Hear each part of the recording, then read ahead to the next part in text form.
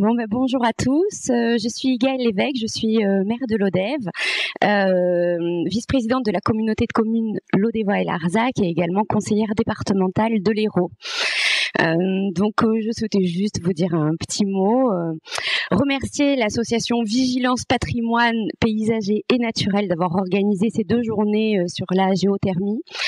C'est une question qui nous préoccupe beaucoup, nous, élus du Lodévois et Larzac, la question énergétique, la question du confort de vie, de la chaleur. On a beaucoup de précarité énergétique, notamment sur le cœur de ville de Lodève, avec des problèmes d'isolation, mais les énergies renouvelables sont là et doivent être là pour améliorer le confort de vie de chacun.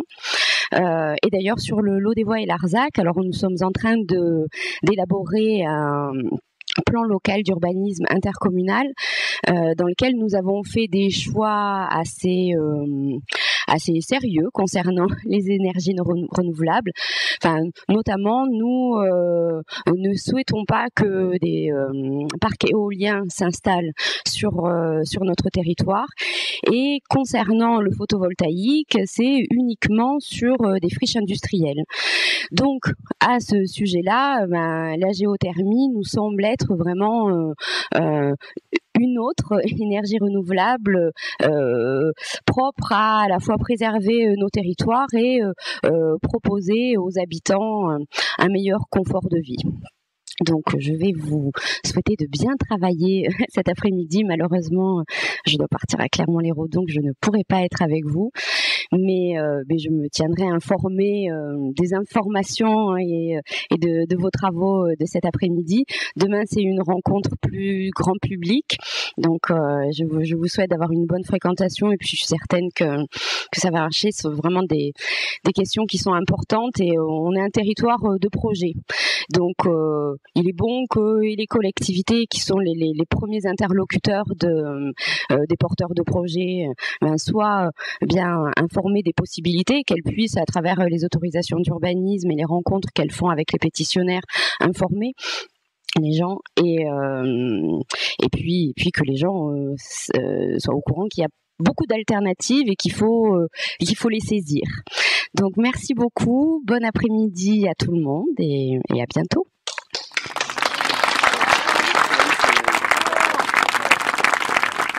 Bien, je prends la suite, Marjolaine Villers-Migraine. Je voudrais remercier la communauté de communes qui nous prête la plus belle salle de Lodève et les adhérents de l'association VPPN qui ont participé et travaillé bénévolement pour la cause de la géothermie de proximité. Et les intervenants, vous êtes tous présents, presque tous présents. Merci 2 fois, car vous venez de loin, de Montpellier, de Toulouse même. Merci encore aux invités qui nous font l'honneur d'être présents aujourd'hui.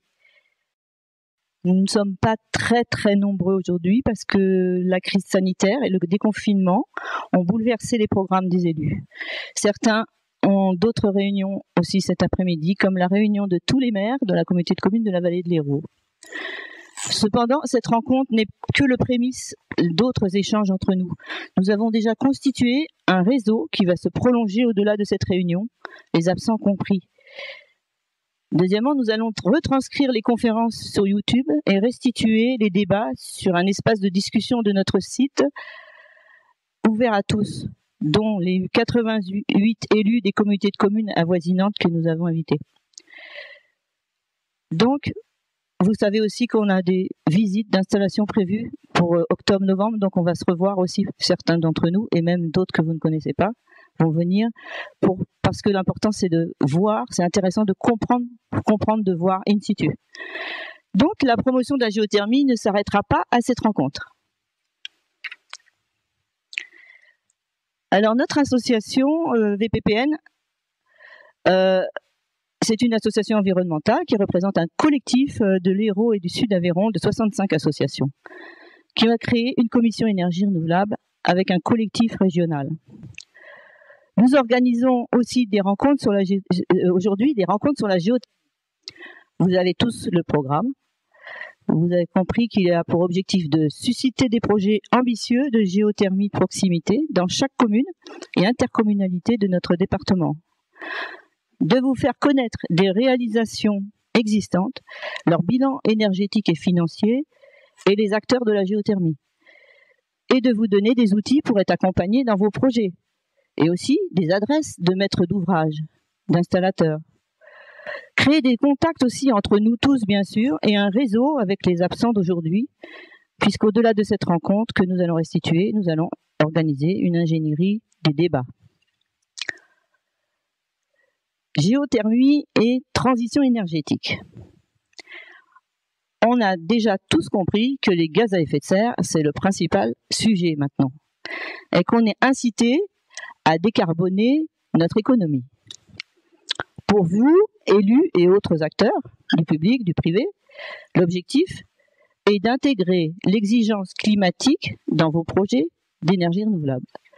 Et vous êtes concernés par les bâtiments qui sont responsables de 25% des gaz à effet de serre en France. Nous avons 4 messages à vous communiquer.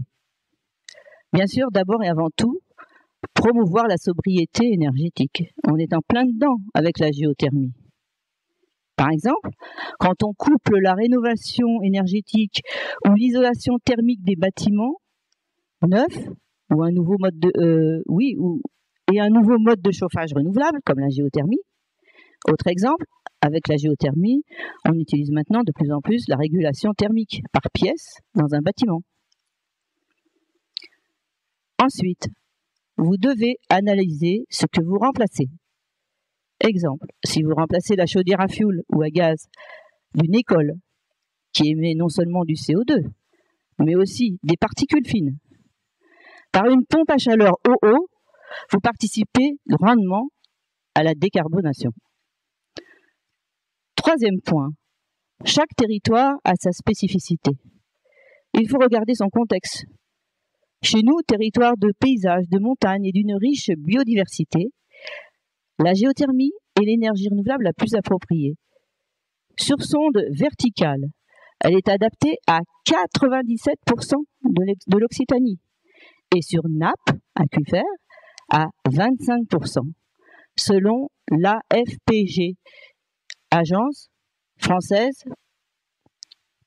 pour Agence française des professionnels de la géothermie, pardon. Quatrième et dernier point, surtout en géothermie, regardez au-delà de l'investissement la facture annuelle au long terme. Pourquoi la géothermie? Notre commission énergie a comparé 8 énergies renouvelables selon 32 indicateurs techniques, économiques et financiers, environnementaux et sociétaux. Et il ressort de notre analyse que la géothermie de surface ou de proximité, qu'on dit maintenant, qui utilise un stock de thermie l'hiver et, cerise sur le gâteau, de la fraîcheur l'été, provenant du sol et du sous-sol, a eu les meilleurs scores, c'est-à-dire le plus de codes couleur vert dans nos tableaux comparatifs.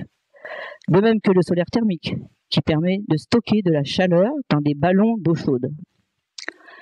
Je vous indique juste 2 exemples. Avec le critère occupation du sol, la géothermie productrice de chaleur est au vert, elle ne se voit pas. Autre exemple, le critère efficacité énergétique est vert aussi. La géothermie, qui est pilotable et réglable, est la seule énergie non conventionnelle qui peut produire jusqu'à 6 fois plus qu'elle ne consomme, selon l'Agence internationale de l'énergie. Pour conclure, cette énergie renouvelable mal connue, locale et d'intérêt public majeur, parce qu'en France, 75% des bâtiments collectifs et du tertiaire sont encore chauffés au fioul et au gaz et refroidis à la clim RR. Et les canicules provoquent de la surconsommation d'électricité, en cause les climatiseurs qui tournent à plein régime. La géothermie a donc matière à nous faire progresser efficacement vers la transition énergétique.